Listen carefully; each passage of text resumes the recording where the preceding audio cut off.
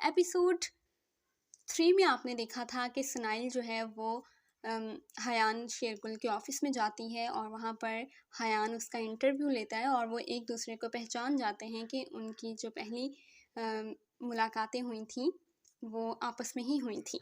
تو اب دیکھتے ہیں کہ نیکسٹ کیا ہونے والا ہے۔ جلدی سے بڑھتے ہیں آج کی ایپیسوڈ کی جانب۔ تیرے عشق کی سرگوشیاں، ریٹن بائی زینیا شاہ، ایپیسوڈ 4۔ وہ تیزی سے چلتی عمارت سے باہر آئی تھی، پھولتی سانسوں کو گہری گہری سانس بھرتے ہوئے قابو کرنے کی کوشش کی تھی۔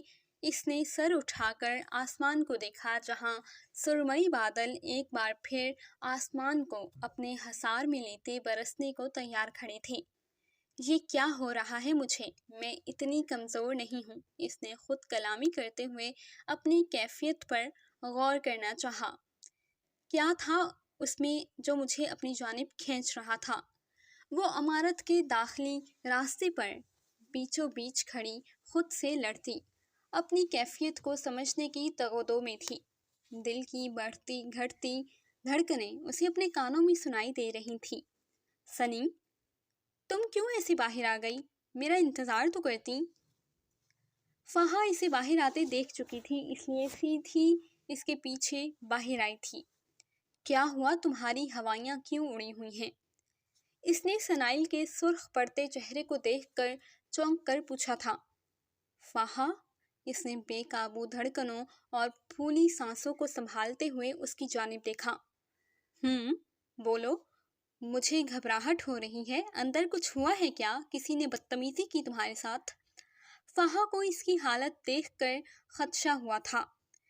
نہیں، ایسا کچھ نہیں ہے۔ وہ یہاں کا آنر وہی ہے۔